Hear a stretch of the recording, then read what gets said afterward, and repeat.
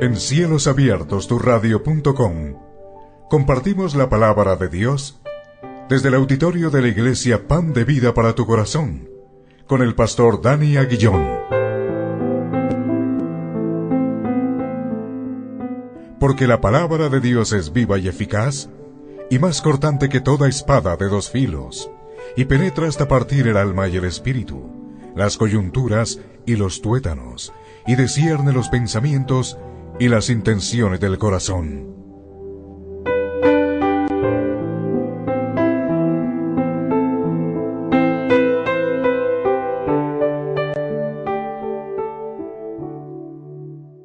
El tema de hoy es: nuestra esperanza es Cristo.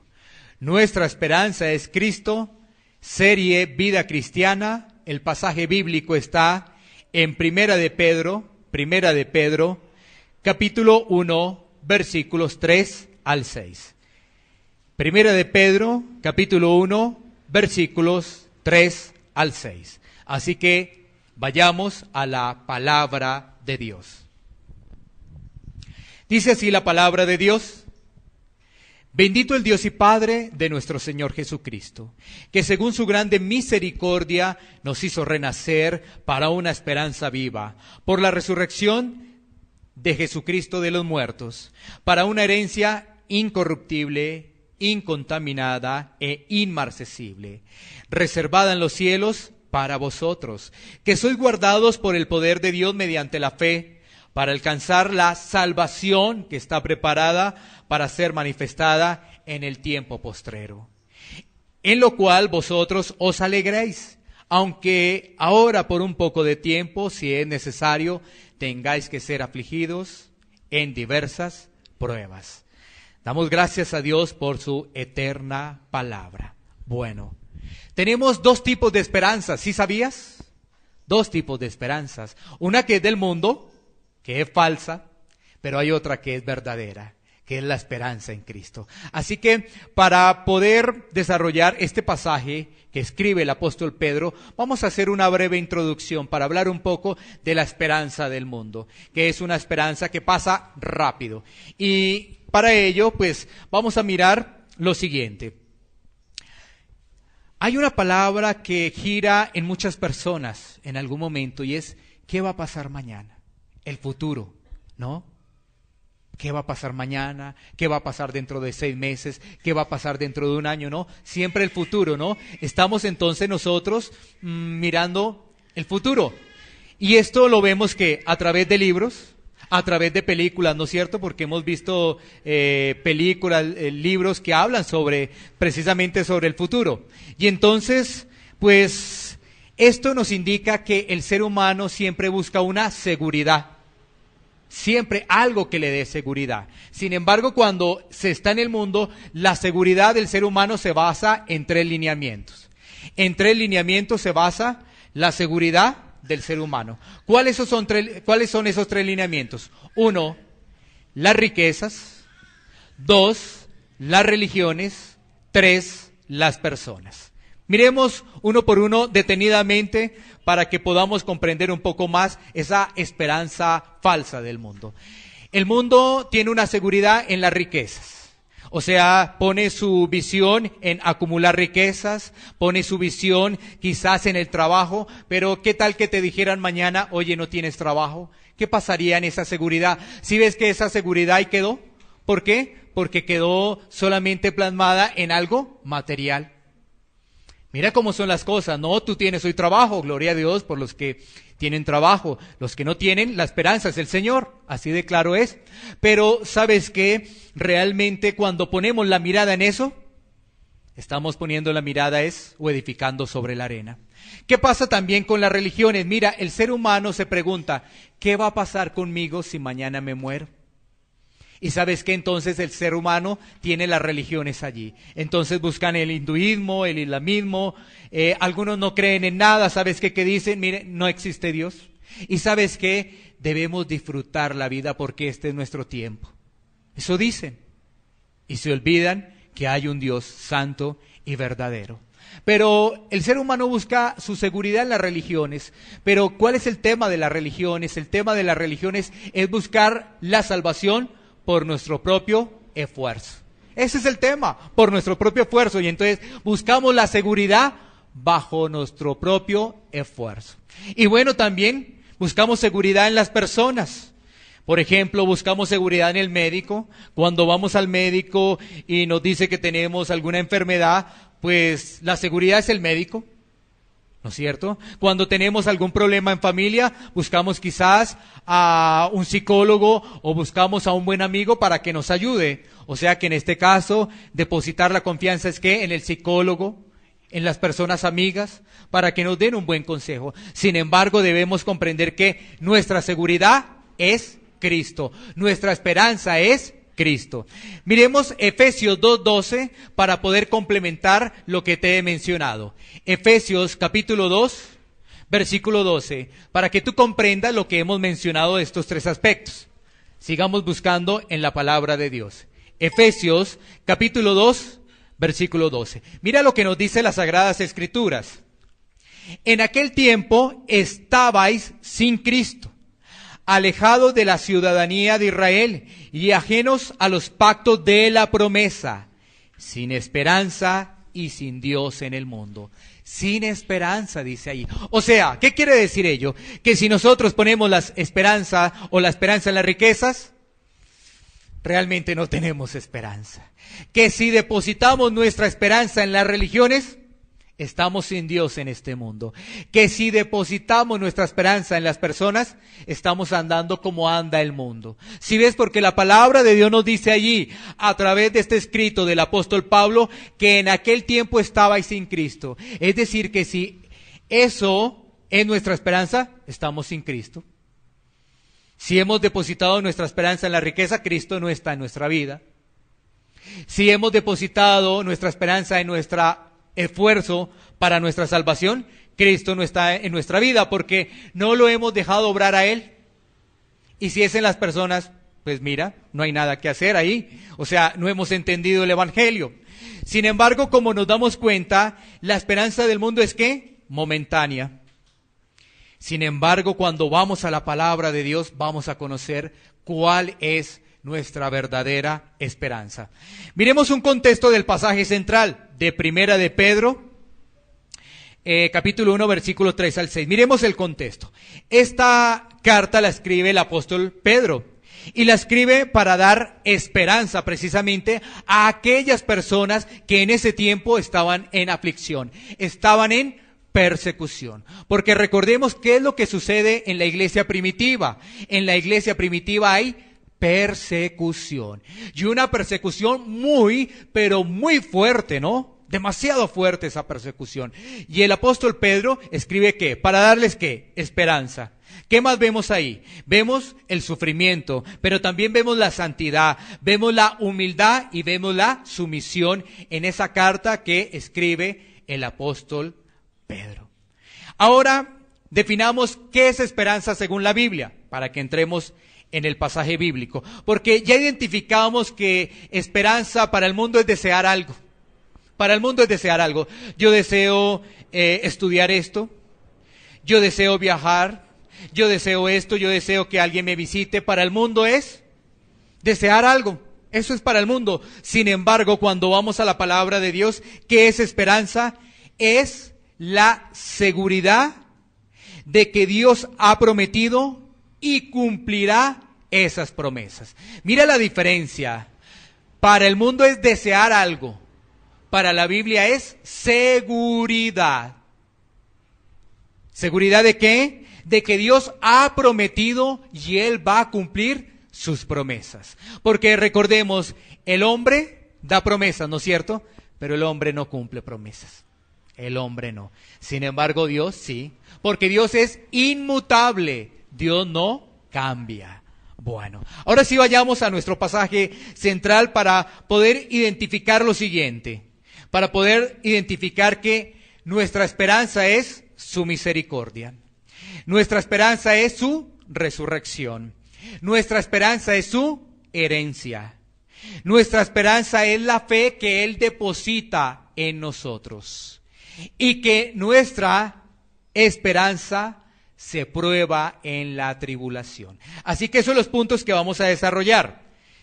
Nuestra esperanza es su misericordia, nuestra esperanza es su resurrección, nuestra esperanza es su herencia, nuestra esperanza es la fe que Él deposita en nosotros y nuestra esperanza se prueba en medio de la tribulación. Esos son los puntos que vamos a desarrollar. Entremos en el pasaje bíblico.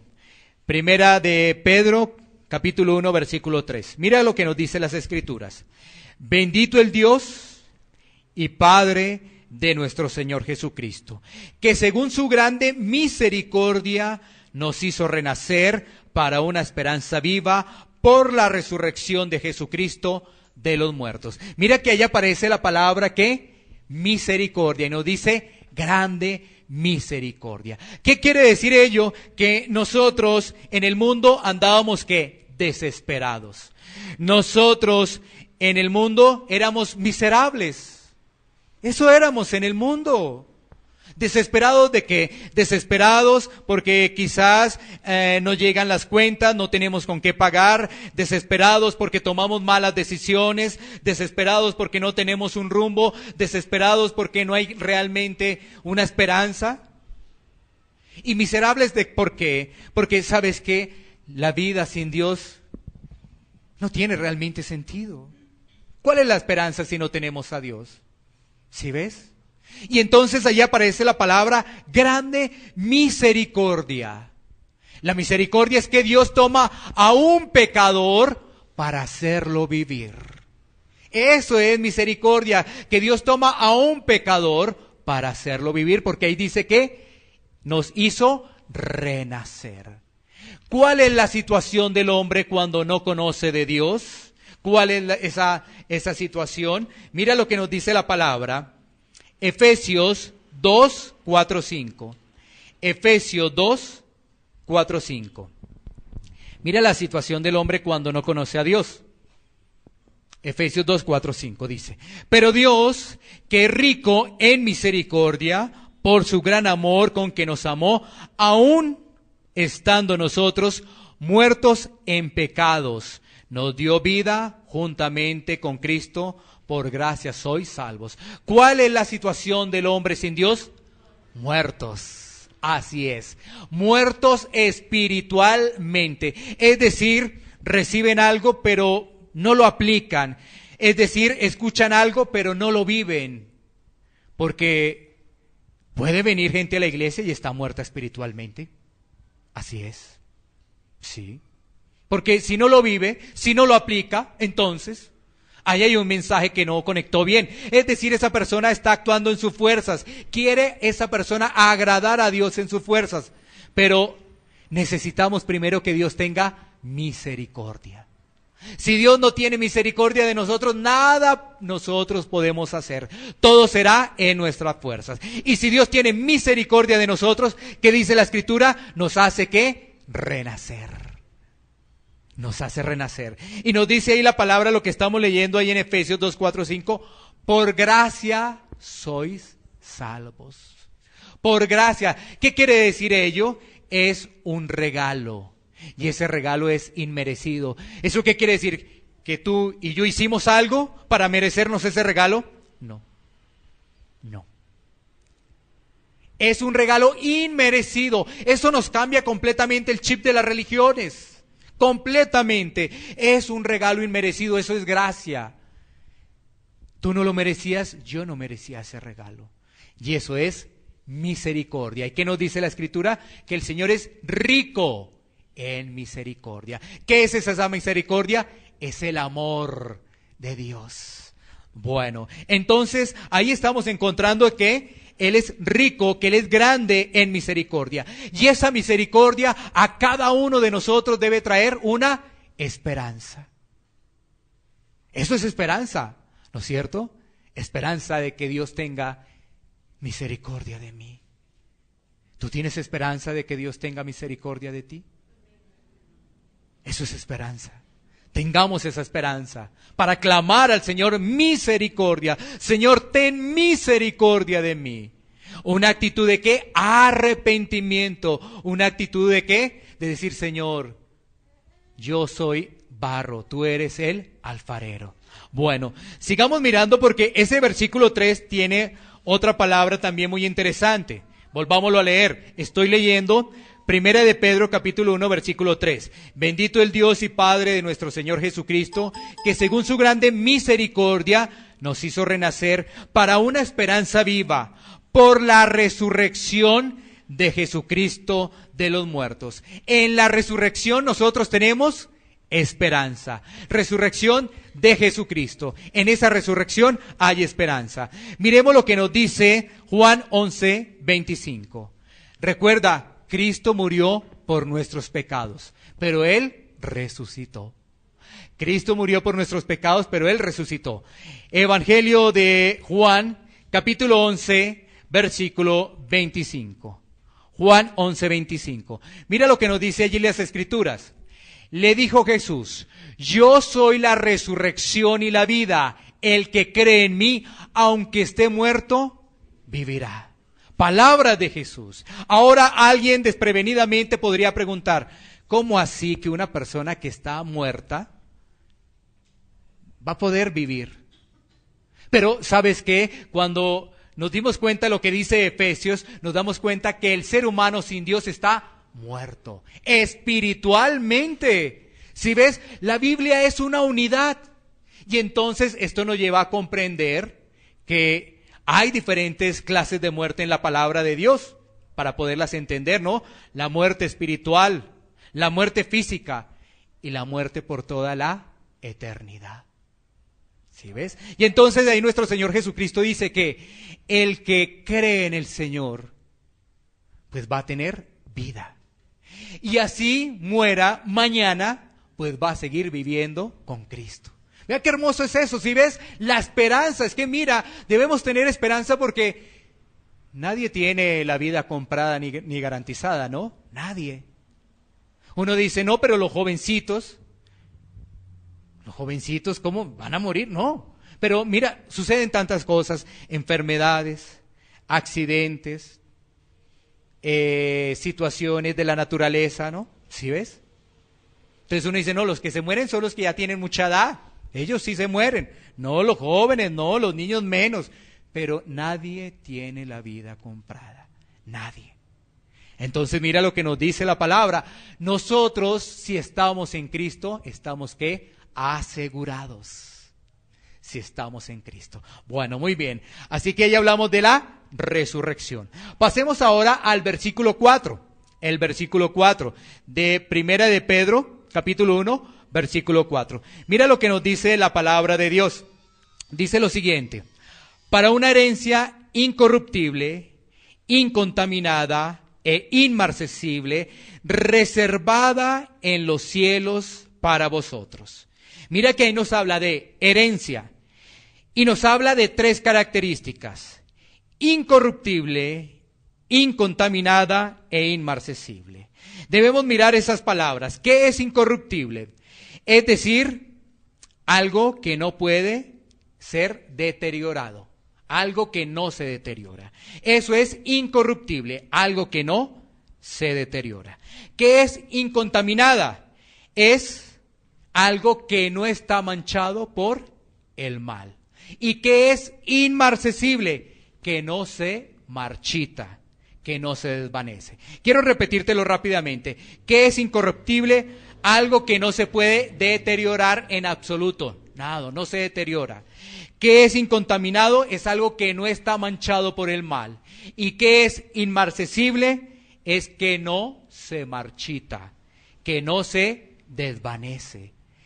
Eso es la herencia que está preparada. ¿Para quién? Para los hijos de Dios.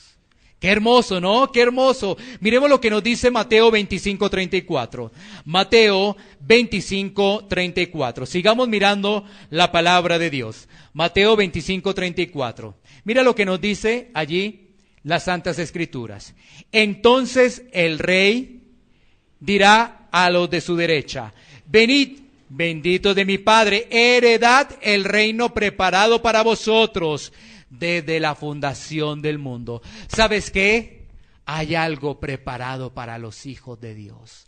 Hay una heredad que contiene esas características que nos dice el apóstol Pedro, ¿no? Que es que incontaminado. ¿Tú crees que allá en el reino de los cielos va a llegar la murmuración, va a llegar el problema, va a llegar el dolor? No.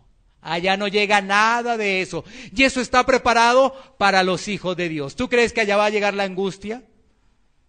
No. ¿Allá va a llegar el dolor? No. Eso es lo que Dios ha preparado para sus hijos. Nos dice allí el pasaje, por ejemplo, de Mateo, que nos dice que desde antes de la fundación del mundo, y el apóstol Pedro nos da las características, que no se contamina con nada. Allá no hay contaminación. Allá no hay corrupción. Allá no se desvanece nada.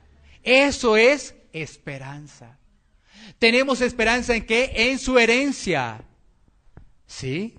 Mira, quizás nosotros tenemos una esperanza en la herencia que nos pueden dejar los padres, ¿no? Pero, ¿qué diferencia lo uno al otro? Si sabes, por ejemplo, lo que pasa con las herencias generalmente, pues la gente se pone a pelear, los hijos se ponen a pelear por lo que dejaron los papás. Ahora tenemos el ejemplo de lo que es la herencia de Dios. Allá no entra corrupción, ¿sí ves?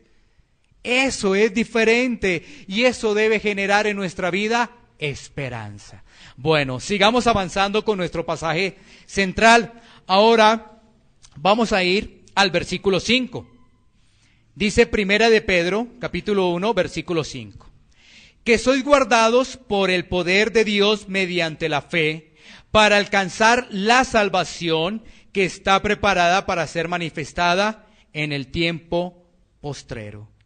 O sea, tenemos que esa esperanza en la fe que nos ha dado el Señor. ¿Sabes por qué? Porque debemos entender algo, ¿no? Cuando es nuestra propia fe no nos alcanza para nada. El ser humano cuando está en el mundo deposita su fe en sus propios razonamientos, pero cuando está en Cristo sabe que esa fe la puso Dios. Mira qué diferencia tan grande, ¿no? Cuando está en Cristo, esa fe la puso Dios. Todo lo que nosotros somos y hacemos es por Dios. Dios nos salvó, Dios nos rescató, Dios nos escogió, Dios nos llamó. ¿Sí ves la diferencia de las religiones? Yo hago, yo puedo, yo lo voy a lograr, yo soy esto. La diferencia de estar en Dios, todo es de Dios. Es que todo es de Dios. Dios me llamó, Dios me escogió, Dios me rescató, todo lo hace Dios. Dios me dio la fe, no es mi fe, es la que puso Dios en mi vida. Porque ya sabes qué ocurre con mi fe, ¿no? Mi fe me devuelve al mundo. Eso hace mi fe.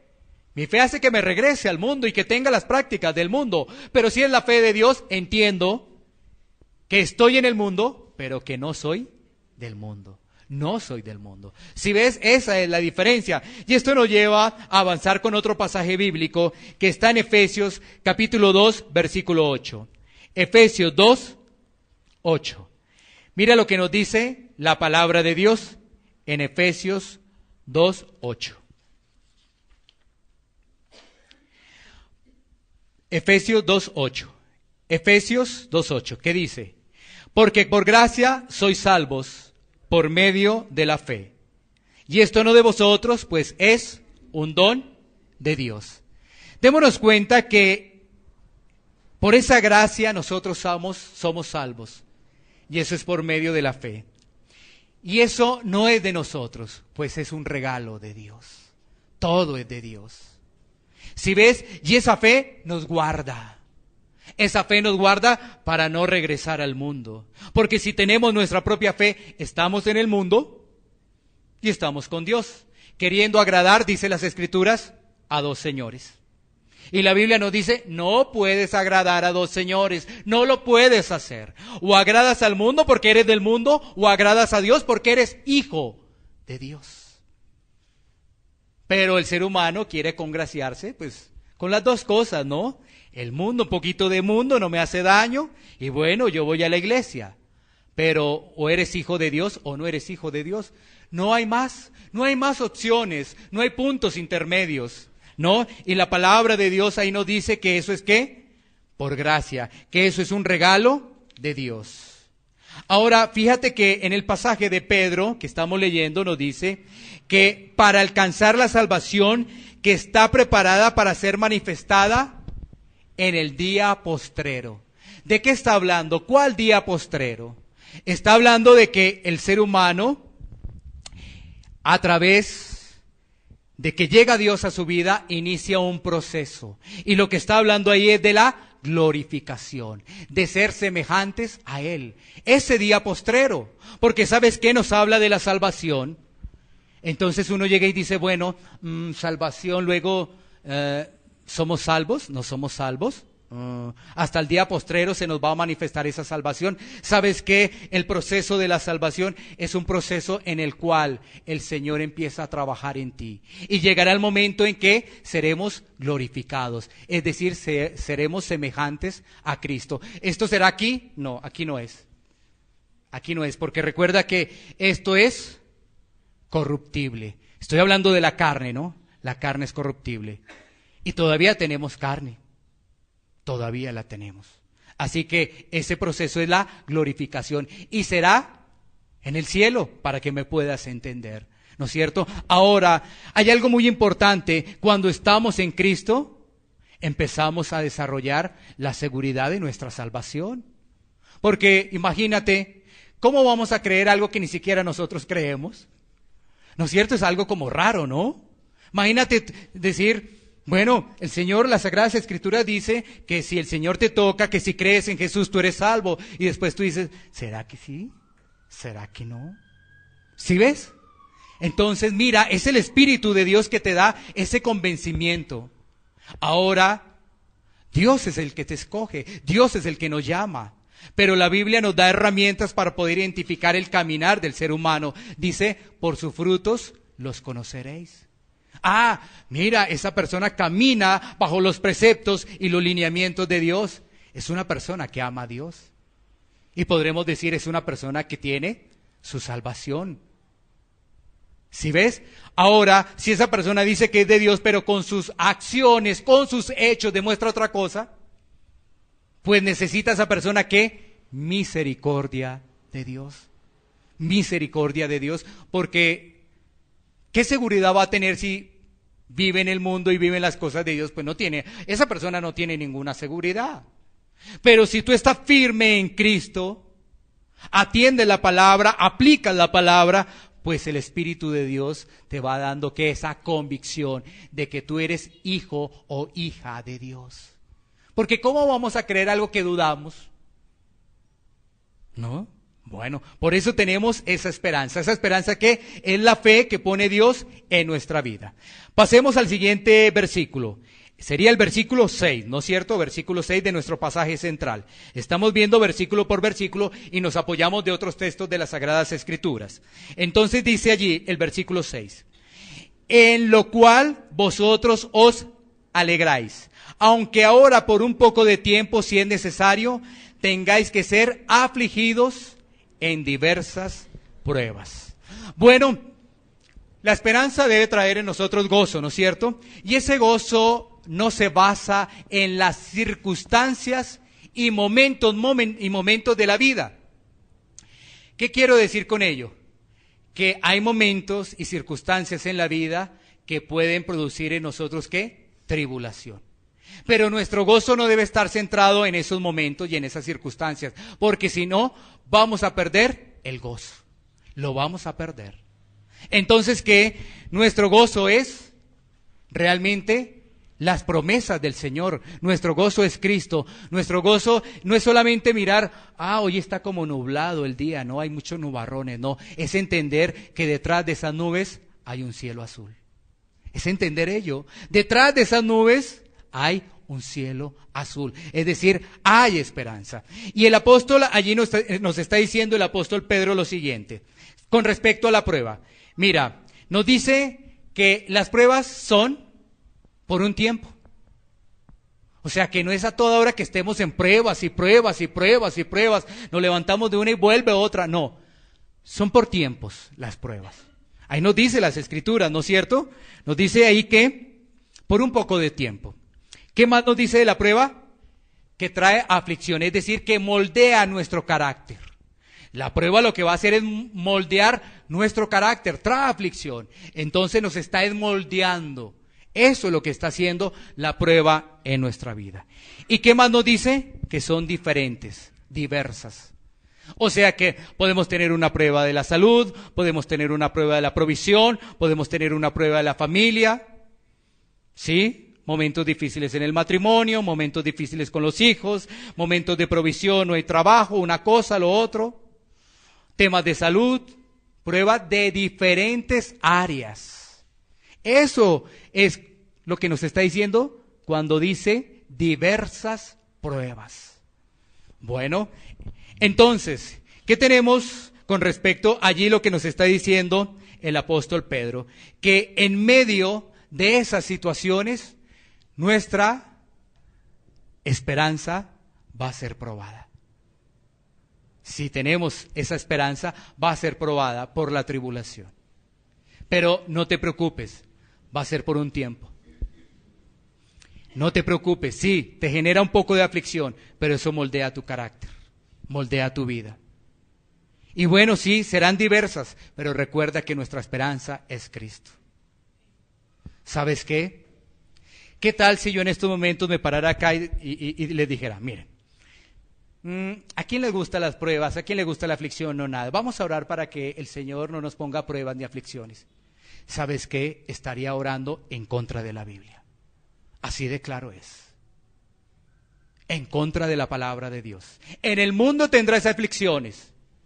Jesús dice, pero tranquilo, yo he vencido. ¿Sí ves? ¿Sí ves? ¿Qué tenemos que hacer? Orar es para que Él nos dé fuerzas, fortaleza. Que podamos esperar en Él. Es diferente, ¿sí ves? Es diferente cuando le pedimos, Señor, dame la fortaleza, dame la paciencia para poder esperar en ti. Señor, para que esta prueba moldee cada vez más mi carácter, moldee mi vida.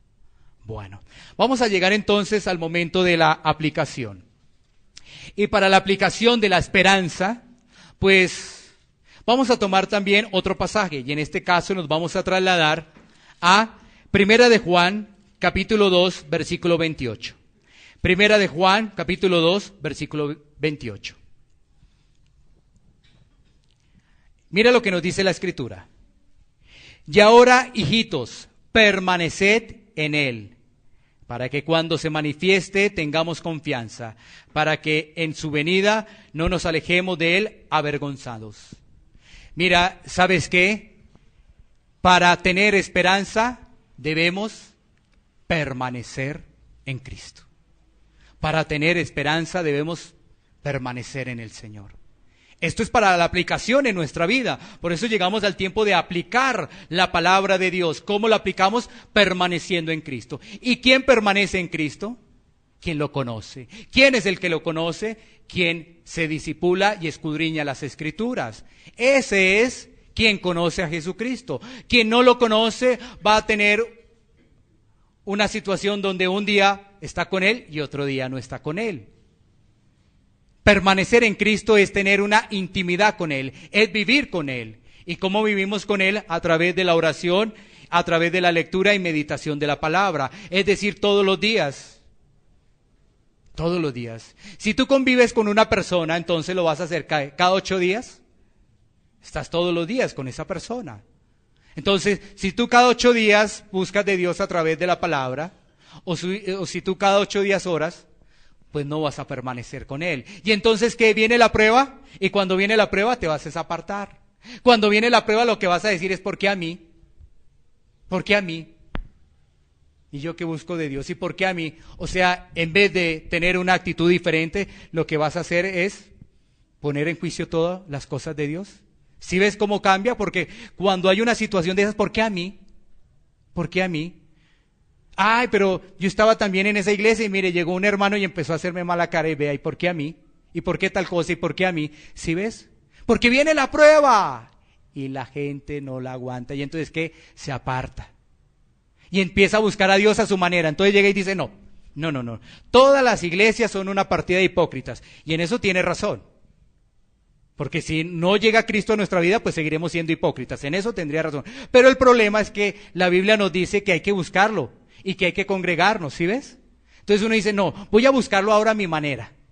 Ya, pues, ya no me voy a juntar con la gente. Podemos hacer aquí un altar familiar y lo voy a buscar a mi manera. Pero si ves, esa es la manera de la persona. Porque para eso el Señor nos manda que nos congreguemos, para que nos soportemos los unos a los otros y seamos moldeados. ¿Sí? Para que seamos moldeados. Y si entonces alguien nos hizo mala cara, pues oremos por el hermano, la hermana. Está en un proceso. Quizás no ha recibido el Señor o quizás está pasando una adversidad, alguna situación. Y entonces, ¿qué? Eso nos vuelve susceptibles y nos vuelve, ¿qué? Humildes. Y empezamos a entender a las personas. Bueno, así que el primer punto de esa aplicación es permanecer en Cristo. Sigamos leyendo. Ahora el versículo 29 de Primera de Juan 2:29. Si sabéis que Él es justo, sabed también que todo el que hace justicia es nacido de Él. Vuelvo y reitero, si sabéis que Él es justo, sabed también que todo el que hace justicia es nacido de Él.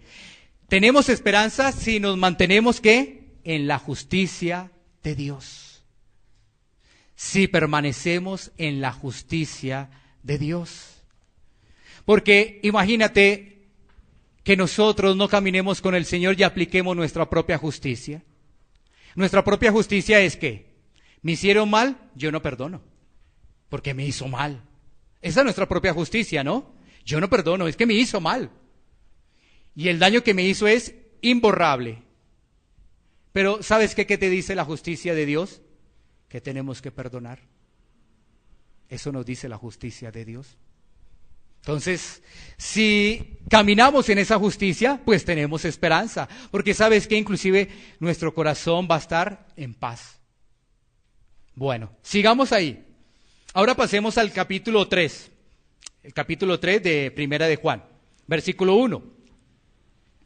Mirad cuál amor nos ha dado el Padre para que seamos llamados hijos de Dios. Por esto el mundo no nos conoce, porque no le conoció a Él.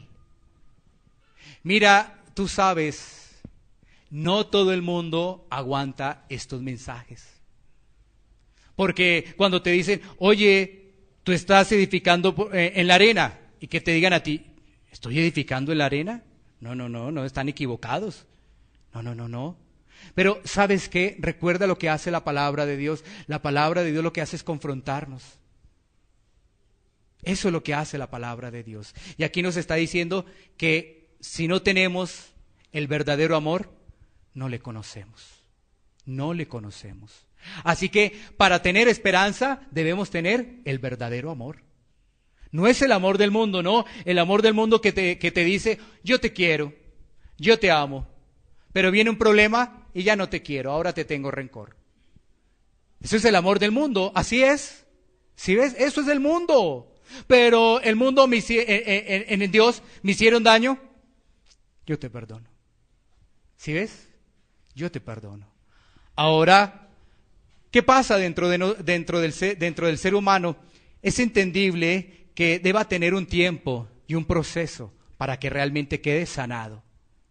Entonces, ¿qué? Tú le pides al Señor misericordia y clamas para que puedas tener paz con esa persona. Porque de pronto tú le dices, llegó la ofensa y tú le dices, no, yo te perdono. Pero cuando lo ves, no quieres ni verlo, entonces no lo has perdonado. Entonces, más bien, ve donde el Señor y pídele al Señor que empiece a trabajar en tu vida para que después lo puedas perdonar. ¿Sí ves? O sea, le pedimos perdón a Dios y el Señor empieza a trabajar en nuestra vida. Porque quizás de primera mano, sí, yo te perdono, está bien, no ha pasado nada, no te preocupes. Y vuelves a ver a esa persona y no la quieres ver, entonces no lo has perdonado. Entonces, vamos primero ante Dios, vamos primeramente ante Él, que Él pueda darnos paz en el corazón para así poder perdonar. Porque Dios nos perdonó. Si nosotros estamos en Cristo podemos perdonar. Si lo hacemos en nuestras fuerzas, no podemos perdonar a las personas. Y lo vamos a hacer de forma hipócrita. Y seremos hipócritas. Sí te perdono, pero ya no lo quiero ver, que se vaya rápido. Sí, porque así pasa cuando hay la hipocresía. Eso es. Bueno, entonces, el amor, ¿no? El amor. Tenemos esperanza cuando hay amor. Y eso lo tenemos que aplicar a nuestra vida. Sigamos. Ahora el versículo 2, ¿no? Estamos ahora leyendo Primera de Juan, capítulo 3, versículo 2. Para otro punto. Amados, ahora somos hijos de Dios. Y aún no se ha manifestado lo que hemos de ser. Pero sabemos que cuando Él se manifieste seremos semejantes a Él, porque le veremos tal como Él es. O sea, esto nos lleva a entender que tenemos esperanza cuando empezamos a caminar con Él. Somos semejantes a Él. O sea, ahora somos embajadores de Cristo aquí en la tierra. Y eso es lo que representamos. Somos embajadores. Somos dignos embajadores. Cuando tú te identificas ante una persona, yo soy creyente, mira, estás diciendo algo muy, pero muy grande. Porque no debe ser piedra de tropiezo para esa persona. Porque tienes que mostrar el fruto del Espíritu. ¿Sí ves? Y la gente, todo es ligereza, ¿no? Yo soy esto, yo soy cristiano, yo soy tal cosa, tal otra, todo es ligereza en el ser humano, ¿no?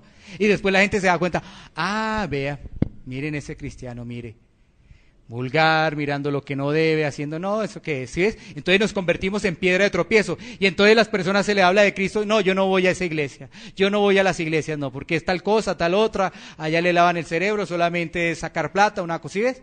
¿Por qué? Porque no se da un buen ejemplo, no somos testimonio. Y entonces, ¿qué nos dice la palabra? Debemos ser semejantes, ser unos buenos embajadores de Cristo. Y en el versículo 3 tenemos el último de la aplicación. Son 5, o sea, llevamos 4, el quinto. Dice ahí, y todo aquel que tiene esta esperanza en Él, se purifica a sí mismo, así como Él es puro. Es decir, una vida de pureza, una vida apartada del pecado. Si tenemos una vida apartada del pecado, vamos a tener esperanza. Así que resumamos estos puntos de la aplicación, ¿no? Permanencia, justicia, amor, semejanza a Él y vida pura, para poder tener esperanza. Ahora, si no está eso, ¿cuál esperanza vamos a tener? Vienen las noticias, viene la economía, viene una cosa, viene lo otro, y entonces tú quedas, ¿qué? Temblando, lleno de miedo y de temor. ¿Qué va a pasar conmigo mañana? ¿Qué vamos a hacer? No conseguimos trabajo, tal cosa, ¿sí es? Porque pierdes completamente la esperanza en el Señor. Y este tema es la esperanza que así haya malas noticias. Uno observa el noticiero, inseguridad, robo de autos, robo de celulares, asesinatos, un poco de cosas. Pero ¿sabes qué? Nuestra esperanza es el Señor. No son las cosas que tiene la vida. No, si fuera así, no tendríamos nada que hacer. Y todo es pesimismo, todo es pesimismo. Pero ¿sabes qué? Cuando estamos en Cristo, tenemos esperanza. Tenemos esperanza. ¿De qué? De que un día estaremos con Él. ¿Que este mundo va a cambiar? Tenemos esa esperanza de que vamos a estar con Él. Es diferente, ¿sí ves? Es diferente. Vamos a estar con Él y por la eternidad. Hagamos nuestro trabajo, hagamos lo que Dios nos mandó a hacer y listo, ya. Eso es lo que debemos hacer. Por eso cuando llegan los terremotos, llegan las inundaciones, la gente como que se asusta, viene el Señor. No tengamos esperanza de que Él viene y que estaremos entonces con Él. ¿Sabes por qué se genera ese miedo? Yo siempre lo he dicho, porque la gente está dudando. ¿Será que viene y si entonces yo me quedo?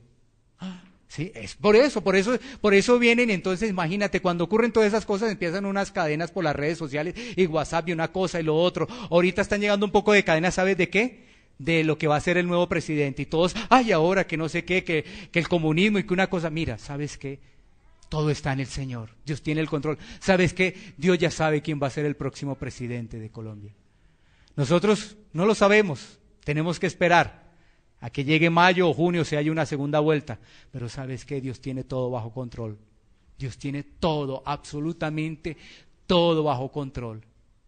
Sí, si llegase a venir el comunismo, pues toca más duro, pero seguiremos con esperanza. Nada ni nadie nos puede robar la esperanza que tenemos en Cristo. Sí, que tocaría duro, bueno, pero esperanza. O sea, ay, no, se nos acabó el mundo y ahora, entonces van a cerrar las iglesias y ahora la libertad de culto, no. Esperanza. Porque la Escritura nos dice que todo eso es ¿qué? Momentáneo. Lo que permanece lo de Dios, y eso permanece para siempre. Amén. Bueno, para finalizar, un pequeño resumen de esta serie, para que entremos en oración. En esta serie vimos la fe verdadera. ¿Realmente está en nuestra vida la fe verdadera? En esta serie vimos la obediencia. Un cristiano es obediente. ¿Estamos obedeciendo al Señor? En esta serie vimos que un cristiano es humilde. ¿Somos humildes? Y humildes es que nosotros podamos entender que entre hermanos de todos podemos aprender. De todos podemos aprender entre hermanos, de todos. ¿Sí? Eso es un principio de humildad. Si yo me creo más que los demás, hasta ahí llegué. Esa no es una marca de un creyente. Esa es una marca de una persona de orgullo, y el orgullo no va con Dios. Una marca de un creyente es una persona que perdona. Todo esto lo vimos en las 16 prédicas. Una persona que tiene a Cristo en su vida, tiene el gozo. Una persona que tiene a Cristo en su vida es mayordomo de su tiempo, que es de Dios, ¿no? El tiempo es de Dios. Mayordomo de sus bienes, que los bienes son de Dios. Mayordomo de su dinero, pero el dinero también, todo le pertenece a Dios, ¿no? Entonces, eso nos lleva a entender que somos administradores. Pero un creyente administra de forma diligente. Y para todo hay, ¿no? Tiempo para todo, tiempo para la iglesia, tiempo para la familia, tiempo para trabajar. El dinero pues alcanza porque es buen administrador. Sí, todo eso es lo que vimos, ¿no? Sino todo esto lo llevo para que reflexionemos ahora que vamos a orar. Reflexionemos si esas marcas están en nuestra vida, las marcas de un verdadero creyente. Un verdadero creyente es agradecido. Recuerda, unos tienen más. Estoy hablando de creyentes, ¿no? No estoy hablando del mundo, ni las riquezas del mundo. Pero hay creyentes que tienen dinero, hay otros que no, y son creyentes. Pero independiente, es agradecida la persona. Si ves, lo entiende muy bien. Hay unos que Dios le ha dado más y tienen más y es creyente. Sí, gloria a Dios por ello. Y hay otro que es creyente y no tiene tanto, pero independiente que sea su situación, esa persona es agradecida. Esa persona crece espiritualmente. Esa persona crece espiritualmente, es decir, llega a los pies de Cristo y no se queda como un bebé espiritual, sino que pasa a ser joven y pasa a ser padre espiritual, lo que vimos hace unos domingos atrás. O sea, no se queda como un bebé espiritual, porque recordamos que el bebé era falta de discernimiento, porque apenas estaba o está en ese aprendizaje. Y hace 8 días vimos que ese verdadero creyente adora en espíritu y en verdad. Y ese verdadero creyente tiene esperanza. 10 marcas de un verdadero creyente. Vimos en 16 domingos una serie muy hermosa que yo te invito para que la puedas volver a escuchar en el canal de YouTube. Dios nos ha permitido esto por algo, porque lo necesitaba la iglesia. Tú y yo necesitábamos esta palabra. Necesitábamos escuchar esta serie.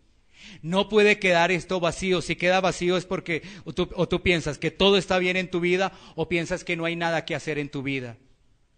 Si tú piensas que todo está muy bien en tu vida, ha llegado el orgullo a tu vida. Y si piensas que no hay nada que hacer en tu vida, pues ¿por qué no le pides al Señor misericordia? Iglesia Pan de Vida para tu Corazón, Barrio Castilla, en Bogotá, Colombia. Calle Octava bis A, número 7735, segundo piso. Sitio web www.pandevidaparatucorazon.com.